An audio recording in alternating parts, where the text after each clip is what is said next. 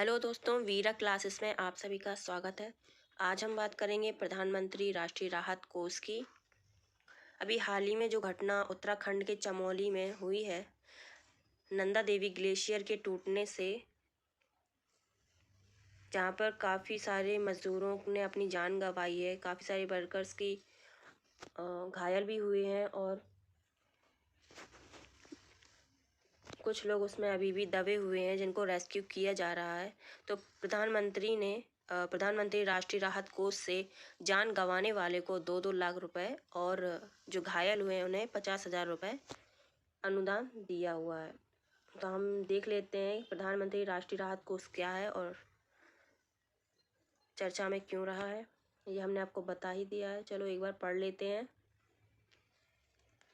देख लेते हैं क्या है ये PIB न्यूज़ है जो 7 तारीख को आई थी। प्रधानमंत्री श्री नरेंद्र मोदी ने उत्तराखंड के चमोली में ग्लेशियर में आई दरार के कारण हुए दुखद हिमस्खलन की वजह से जान गंवाने वाले लोगों के परिजनों के लिए प्रधानमंत्री राष्ट्रीय राहत कोष से 2-2 लाख रुपए, जान गंवाने वालों के लिए है 2-2 लाख रुपए की आर्थिक सहायता दी है और गंभीर रूप से घायलों के लिए 50,000 रुपये की राशि की मंजूरी दी हुई है। अब हम बात कर लेते हैं प्रधानमंत्री राहत कोष की। तो इसकी शुरुआत जो है, पाकिस्तान से विस्थापित लोगों की मदद करने के लिए जनवरी 1948 में तत्कालीन प्रधानमंत्री पंडित जवाहरलाल नेहरू की अपील पर जनता के अंशदान से प्रधानमंत्री राष्ट्रीय राहत कोष की स्थापना की गई थी जनवरी 1948 में। अब इस कोष के अंतर्गत इसका संचालन कौन करता है? तो प्रधानमंत्री कार्यालय के अंतर्गत ये आता है और यही संचालन इसका करता है। ये किस अधिनियम के तहत लागू किया गया था? प्रधानमंत्री राष्ट्रीय राहत कोष को आयकर अधिनियम 1961 की धारा 10 और 139 के तहत आयकर रिटर्न भरने से छूट प्राप्त है। प्रधानमंत्री जो है वो प्रधानमंत्री राष्ट्रीय राहत कोष के अध्यक्ष होते हैं और अधिकारी कर्मचारी अवैतनिक आधार पर इसके संचालन में इनकी सहायता करते हैं। प्रधानमंत्री की इसके अध्यक्ष जो हैं वो प्रधानमंत्री होते हैं और इनके साथ अधिकारियों कई कर्मचारी अवैतनिक आधार पर इनका संचालन करते हैं। प्रधानमंत्री राष्ट्रीय राहत कोष में किए गए अंशदान को आयकर अधिनियम 1961 की धारा 86 के तहत कर योग्य आय से पूरी तरह छूट हेतु अधिसूचित किया गया है। मतलब इसको जो भी राहत देगा उसको कर से छूट मिलेगी, जो भी अनुदान देगा। आगे देख लेते हैं। ये मैंने कुछ पिछले 10 वर्षों के आय व्यय का ब्यौरा यहाँ पे दिया हुआ है चार्ट में कि कितने साल में कितना अनुदान आया और उसमें से कितना खर्च हुआ। ये 2018 से 2019 तक का लास्ट का देख लेते हैं। तो इसमें करीबन 800 करोड़ रुपए से कुछ कम रुपए आए हुए थे और इसमें से खर्च केवल हुए हैं 200 करोड़ के करीब। सॉरी, एक सेकेंड।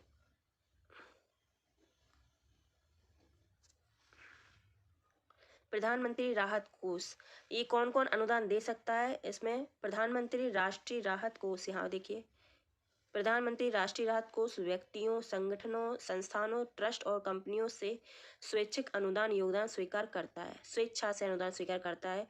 कोई व्यक्ति हो, संगठन हो, संस्थान हो या ट्रस्ट हो, कोई भी कंपनियां हो। आगे देख लेते हैं।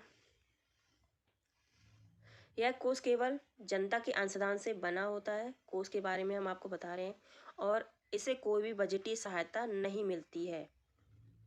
इसे क्या है, कोई भी बजट में इसके लिए अलग से पैसे या रुपए नहीं दिए जाते हैं। समग्र निधि का निवेश अनुसूचित वाणिज्यिक बैंकों तथा अन्य संस्थाओं में विभिन्न रूपों में किया जाता है। इसका जो भी निवेश आता है वो सभी कहाँ जाता है? अनुसूचित वाणिज्यिक बैंकों तथा अन्य संस्थाओं में के रूपों में किया जाता है। कोष से धनराशि प्रधानमंत्री के अनुमोदन से वितरित की जाती है? प्रधानमंत्री राष्ट्रीय राहत कोष, इसका जो गठन है, प्रधानमंत्री राष्ट्रीय राहत कोष का गठन संसद द्वारा नहीं किया गया है। इस कोष की निधि को आयकर अधिनियम के तहत ट्रस्ट के रूप में माना जाता है। ये याद रखना ही बहुत मोस्ट इम्पोर्टेंट है। यहाँ से ये पूरा यहाँ से लेकर यहाँ तक प्रधानमंत्री राष्ट्रीय राहत कोष का गठन संसद द्वारा नहीं होता है, ये याद रखना है, बल्कि आयकर अधिनियम के तहत इसका गठन होता है, वो भी एक ट्रस्ट के रूप में। इसका प्रबंधन या इसके अध्यक्ष प्रधानमंत्री होते हैं तथा विविध नामित अधिकारियों द्वारा राष्ट्रीय प्रयोजन के लिए किया जाता है। प्रधानमंत्री राष्ट्रीय राहत कोष का संचालन प्रधानमंत्री कार्यालय यानी पीएमओ द्वारा किया जाता है। इसके लिए कोई लाइसेंस नहीं दी जाती है। इसमें ये भी आपको याद रखना है कि इसमें कोई लाइसेंस फीस नहीं दी जाती है। प्रधानमंत्री राष्ट्रीय राहत कोष को आयकर अधिनियम 1961 की धारा 10, 139 के तहत आयकर रिटर्न से छूट प्राप्त होती है। ये वही बात है जो मैंने पहले आपको दी, उसी को पहले मैंने दोहरा दिया है। इसके अध्यक्ष प्रधानमंत्री होते हैं, जैसे कि मैंने आपको बताया, और भी अधिकारी जो होते हैं वो अवैतनिक आधार पर इसके संचालन में सहायता करते हैं। प्रधानमंत्री राष्ट्रीय राहत कोष में किए गए अंशदान, जो अंशदान होता है उसको छूट दी जाती है। 1961 की धारा 80(6) के तहत पूरी छूट हेतु अधिसूचित किया जाता है। अब ये कोष का इस्तेमाल कहाँ कहाँ किया जाता है, ये मैंने आपको डायग्राम से भी बताया है। और यहाँ पे देखते हैं कोष की धनराशि का यूज या इस्तेमाल अब प्रमुखतया बाढ़ में चक्रवात, भूकंप आदि प्राकृतिक आपदाओं में मारे गए लोगों की परिजनों तथा बड़ी दुर्घटनाओं, दंगों के पीड़ितों तत्काल राहत पहुंचाने के लिए किया जाता है।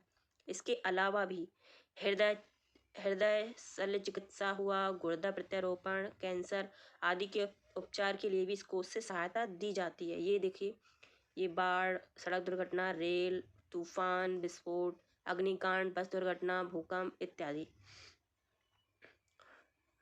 ये यहाँ पे और देख लेते हैं। इसमें प्रधानमंत्री राष्ट्रीय राहत कोष में स्वीकार किए जाने वाले अंशदान के प्रकार, किस किस प्रकार के अंशदान किए जा सकते हैं। तो प्रधानमंत्री राष्ट्रीय राहत कोष में किसी व्यक्ति और संस्था से केवल स्वैच्छिक अंशदान ही स्वीकार किया जाता है। स्वैच्छिक अंशदान ही स्वीकार किया जाता है। सरकार के बजट स्रोतों से तथा सार्वजनिक क्षेत्र के उपक्रम, ये याद रखना है, बजट स्रोत और सार्वजनिक क्षेत्र के उपक्रम के बैलेंस शीट से मिलने वाले अंशदान इसमें स्वीकार नहीं किए जाते हैं।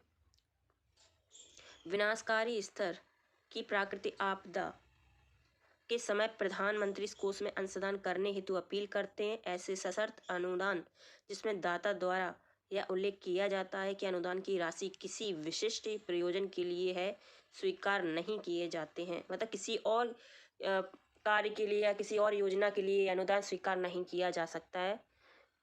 इसमें जो बताए हुए हैं कि किस किस के लिए यूज होता है, पहले हमने आपको बता दिया है।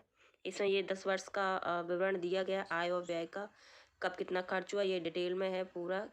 ये अभी कितना, ये 18 और 19 में कितना बचा हुआ है, ये यहाँ पे अभी ये 2018-19 की बात करें तो 7,783.18 आया था अनुदान, और इसमें से खर्च केवल हुआ है 212। और अभी टोटल मिला के देखें तो अभी सरकार के पास 3800 करोड़ रुपए बकाया है अनुदान का। तो आपको अगर वीडियो अच्छा लगे तो प्लीज़ लाइक, शेयर, सब्सक्राइब जरूर करें। और PDF आपको डिस्क्रिप्शन में टेलीग्राम चैनल दिया गया, उसमें जाकर सब्सक्राइब करें उसे भी, और वहाँ पर आपको ये PDF मिल जाएगी। Thank you.